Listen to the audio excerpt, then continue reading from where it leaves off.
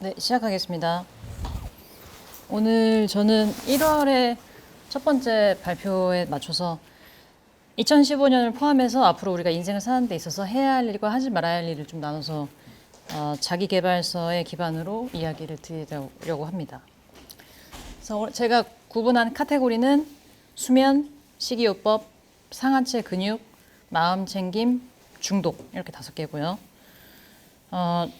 우리 시간여행자 모임에서 말했었던 이 1월에 읽어야 할 책을 포함해서 그 책과 더불어 작가가 쓴 다른 책도 좀 더 읽었고, 오늘 발표해 주신 이야기의 탄생도 같이 읽었고, 또 이제 또 제가 생각했을 땐 그와 연관되어 있는 나라는 착각이라는 책도 같이 연결시켜서 어떻게 보면 이 10권의 책이 다 하나의 이야기를 한다고 생각을 했어요. 우리가 해야 할 일들로 생각해 봤을 때는. 그래서 잠부터 시작할 건데, 제가 직접 스스로 생체 실험을 해봤을 때 그 무엇보다도 잠이 제일 중요하다고 생각했기 때문에 잠부터 말씀드리도록 하겠습니다. 첫 번째, 잠. 수면에 있어서 해야 할 일과 하지 말아야 할 일. 첫 번째, 가장 해야 할 일, 매일 같은 시간에 잠들고 매일 같은 시간에 일어나기. 침대에 눕는 시간과 침대에서 민기적거리는 시간 말고 순수하게 잠드는 시간 7시간에서 8시간. 물론 전 세계 인구 중에 정말 적은 수의 사람들이 아주 조금만 자도 괜찮다는, 아직 밝혀지지 않은 것들이 많기 때문에 그런 이야기도 있지만, 제가 생각했을 때는 우리의 대부분의 사람들은 여기에 속한다고 생각해요.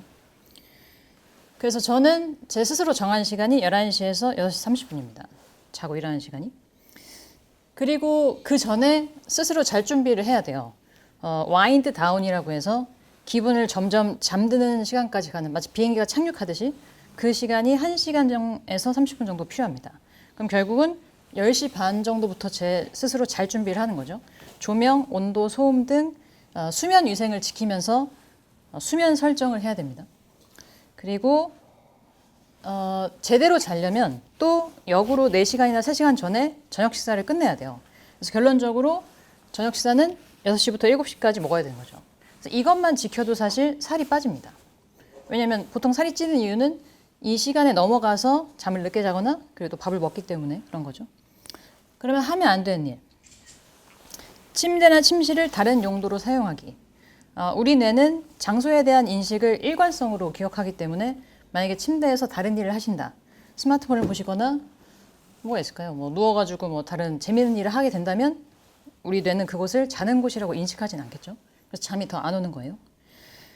아까 저 저녁 식사 얘기나 마찬가지로 늦은 밤에 너무 술을 마시거나 과식하는 것도 안 되고요. 술을 마셔서 졸린 거는 제대로 자는 잠이 아닙니다. 그리고 카페인은 오전까지는 괜찮고 오후에는 섭취하지 않아야 됩니다. 이쪽 오른쪽은 don't니까. 그리고 말씀드린 것처럼 매일 같은 시간에 잠들고 일어나야 되기 때문에 주말에 몰아서 자는 것도 하면 안 되고요. 그래서 보통 사람들이 월요병에 걸렸다고 하는 이유가 주말에 몰아서 잤기 때문에 더 피곤함을 느끼면서 월요일 아침에 일어나게 되는 거죠. 그리고 조금 더 디테일하게 보면은 이것은 수면 조명입니다. 그래서 수면 조명에서는 3000 켈빈 이하의 검붉은 계통, 해가 질 때의 빛과 비슷한 빛 온도로 잠들기 전 시간으로 설정해 놓는 거예요. 자고 나서는 끄는 게 좋죠. 선명한 씨 안경 쓰고 있잖아요. 입증도 있어요. 네, 그렇게 해야 돼요 사실. 사람들이 뭐라 해도.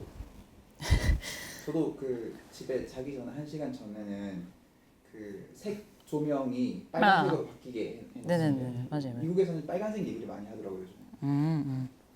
그래서 우리 뇌 속에 있는 졸음을 유도하고 수면 각성 주기를 조절하는 멜라토닌이 자다가 빛에 노출되면 멈춰서 수면에 방해가 되기 때문에, 또 수면에 노출되는 빛의 양이 많을수록 아시다시피 비만, 당뇨 위험도 많이 증가합니다. 그리고 이제 온도 얘기를 해볼 건데요. 깊은 잠을 자기 위해서는 우리 몸속 깊숙하게 있는 그 내부 장기의 온도인 심부 체온이 보통은 한 37도 정도 되는데, 이거보다 한 1에서 1.5도 내려가야 확실하게 깊은 잠을 잔다고 합니다. 그래서 여름에는 그러니까 실내 온도인 거죠. 18도에서 20도, 겨울에는 15도. 너무 추운 거 아니냐라고 생각하시겠지만, 생각해 보시면 추워서 깬 적보다 더워서 깬 적이 더 많을 거예요. 그래서 약간 춥게 해야 한다는 게 중요하고, 적정 습도는 한 50% 정도. 그리고 우리나라 사람들이 전기장판 좋아하는데 꺼야 됩니다. 무조건 꺼야 돼요. 그래서 켜고 주무시면 새벽에 깬다. 그래서 신부 체온을 위해서 전기장판은 꺼야 한다. 다음 영상은 아주 특이한 병에 걸린 사람의 영상입니다. How long you been here?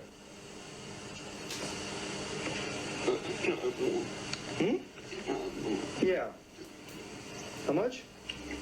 2 weeks.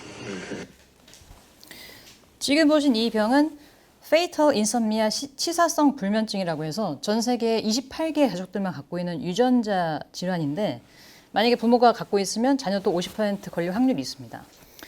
이 병은 쉽게 말해서 죽을 때까지 잠들 수 없는 병이래요. 그래서 그리고 신기한 것도 40대가 넘어서 그 병의 증상이 나오고 어쨌든 1년 안에 무조건 죽는 병입니다.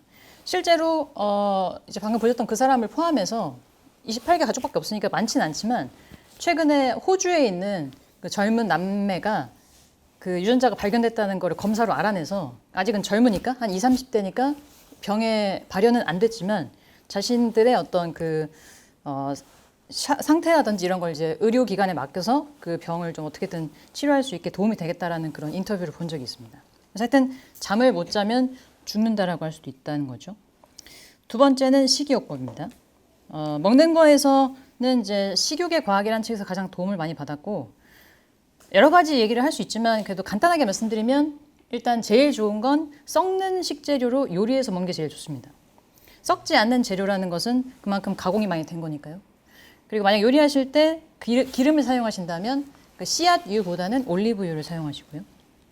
그다음에 고기도 식욕의 과학에서 하는 말이 그 오메가3와 오메가6의 균형에 대한 얘기를 하는데 어쨌든 핵심은 그 미국에서 만들어지는 옥수수 기반의 사료를 먹은 돼지고기와 소고기는 결국 그 오메가6가 너무 과다하게 넘쳐서 우리 몸에도 들어온다고 하기 때문에 최대한 풀을 많이 먹는 양고기 혹은 하얀색인 닭고기를 더 많이 드시고 최대한 줄이는 게 낫다. 돼지고기와 소고기는. 근데 풀 먹은 건 괜찮아요.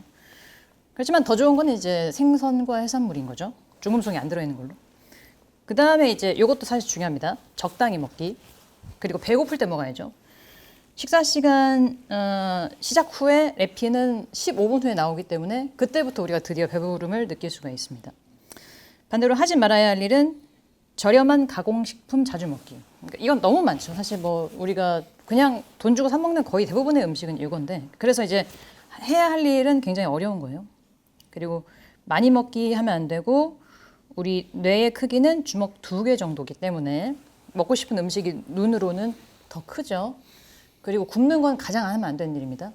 스스로의 몸을 에너지 절약 모드로 바꾸기 때문에 에너지를 안 쓰는 결국은 요요가 생기는 모든 주비스의 연예인들이 다시 살이 찌는 이유는 결국 이것 때문에. 그 다음에 소식에 대한 얘기를 조금만 더 하면 소식은 결국 적게 먹는 건데 그럼 얼만큼 적게 먹냐라고 했을 때 대략 7, 80% 정도라고 하더라고요. 그래서 현재 먹는 거에서부터 한 500칼로리를 줄이는 것이고 세 끼를 드셨으면은 세 끼에서 두 끼의 양을 3번 또 나누는 겁니다. 근데 또 여기서 제가 이거를 이렇게 검색하고 쓰면서 재밌게 느꼈던 거는 맨 처음에 보여드렸던 책 중에서 나라는 착각이란 책에 보통 사람들이 대답을 하잖아요. 그러니까 얼마나 드세요? 하루에 얼마나 드세요? 이렇게 대답을 할 때 여자는 실제로 먹는 것보다 좀 덜 말한다고 하더라고요. 그러니까 실제로 따지고 보면 여자랑 남자랑 먹는 건 똑같은데 결국 이제 설문조사를 하면 항상 여자가 적게 나오는 거예요. 먹는 양이. 그러니까 그것은 약간 스스로를 좀 속인 것이 있다라고 했던 그 구절이 생각이 나는데 어쨌든 여러분들의 양에 맞춰서 70%만 드시는 게 좋고요. 어디에 좋냐고 하신다면 엄청 많이 좋은데 뭐 요새 핫한 뭐 인슐린, 염증, 체중, 노화, 심장, 인지, 암, 장내 미생물 군집 이 정도가 되겠습니다. 세 번째는 근육. 제가 이렇게 근육을 사진을 넣어놨고 이게 10칸이고 위에 3칸, 중간에 4칸, 밑에 3칸이거든요. 이거는 어떤 걸 의미하는지 혹시 아실까요? 이게 100%란 뜻인데 상하체니까 근육의 분포가 상체는 30, 하체는 70. 그 70 중에 또 40은 허벅지입니다. 그래서 우리가 근육 운동을 한다 치면 제일 효율적인 거는 허벅지 운동을 하는 거겠죠. 이게 제일 크니까 하체.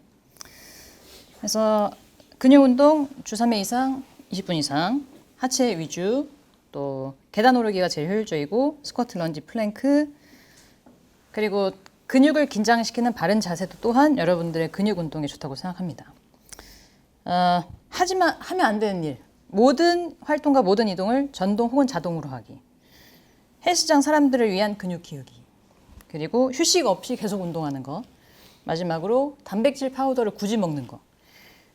보통의 성인 남녀라면은 단백질을 추가로 섭취할 필요는 없대요. 그래서 이걸 먹는다는 건 살이 더 찐다는 얘기입니다. 거의 모든 활동이 요즘에는 손가락으로 가능하고 현대 생태계는 비활동을 부추기기 때문에 이제는 일하는 것조차 힘들 지경이 되었다.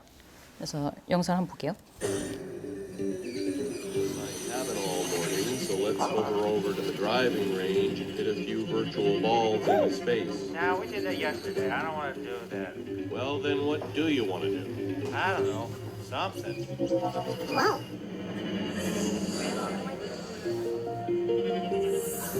Make a play. Scream. It doesn't sound Look, I'm tired of it. If you can't fold the straw, you have to decide any good.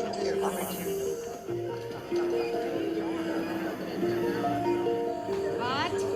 Over here.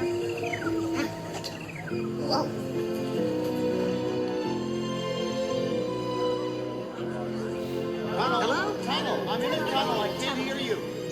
There you are. By and large, everything you need to be happy.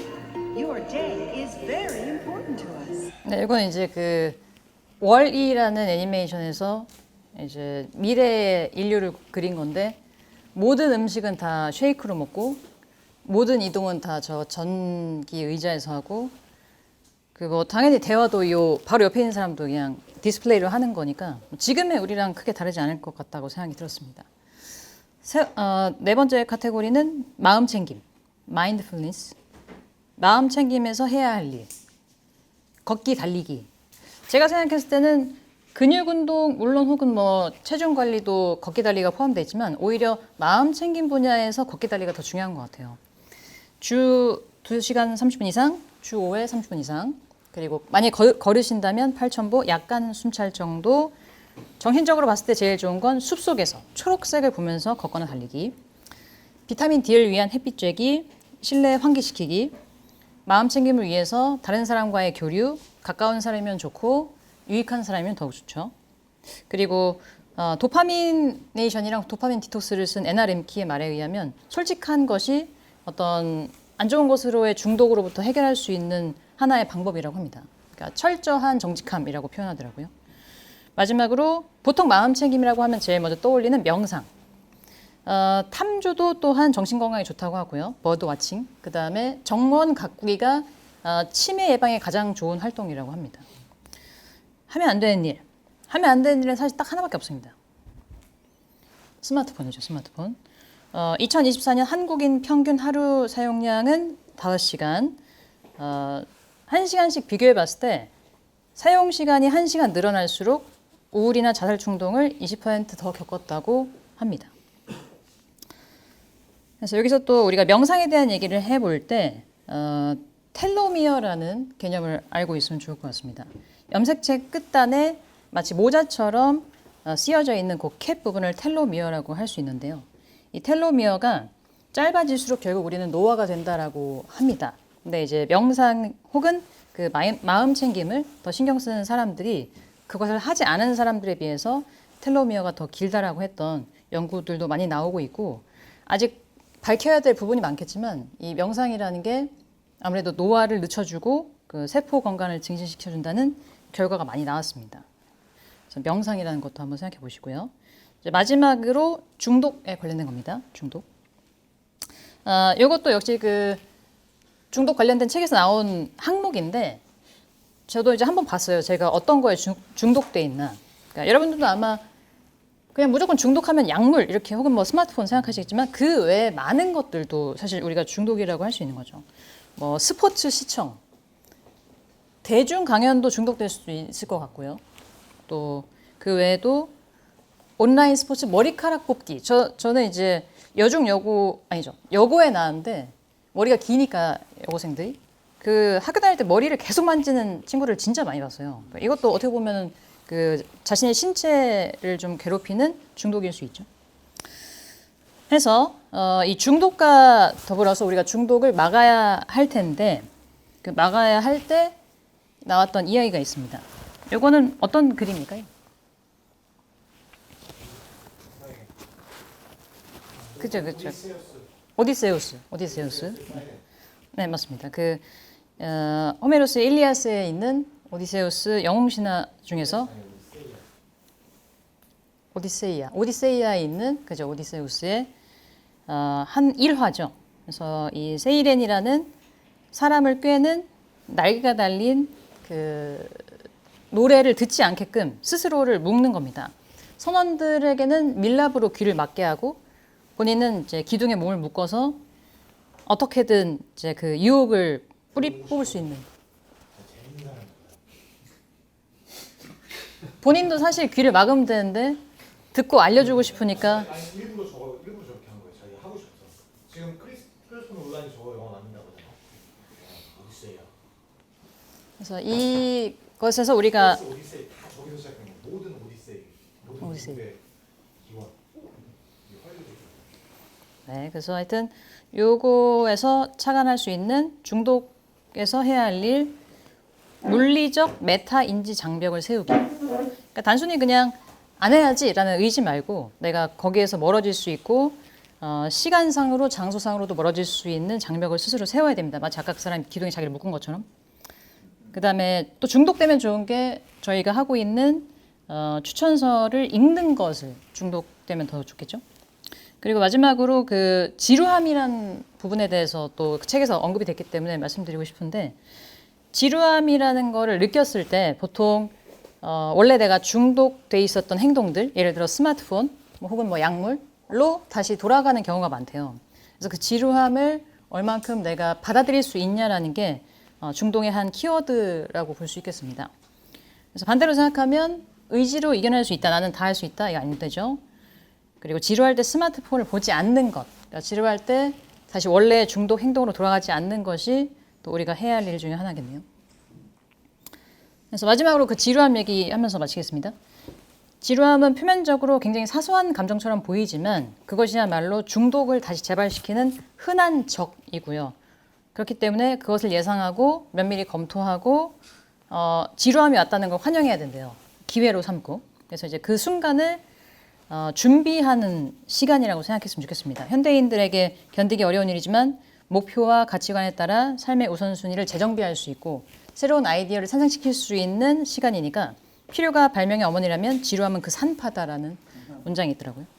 그리고 이제 이 얘기를 생각해 보면서 제가 그 지루함을 지나쳐서 결국은 몰입, 우리 칙센트 미아의 칙센트의 그 몰입 플로우나 혹은 그 집중 이런 것과도 관련성이 있다고 생각했거든요. 지루함을 지나가서 결국 도달하는 과정이. 그래서 집중을 생각하니까 또 이 제가 좋아하는 이 장면이 떠오르더라고요. 볼게요. なんだ空気が揺れる雷の呼吸いつの方霹靂一閃6連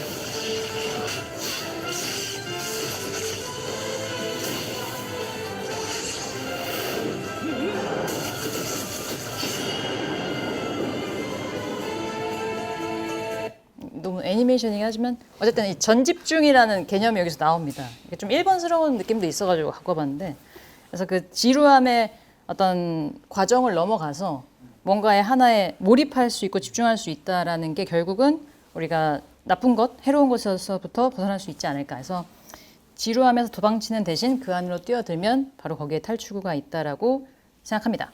오늘은 여기까지 하겠습니다.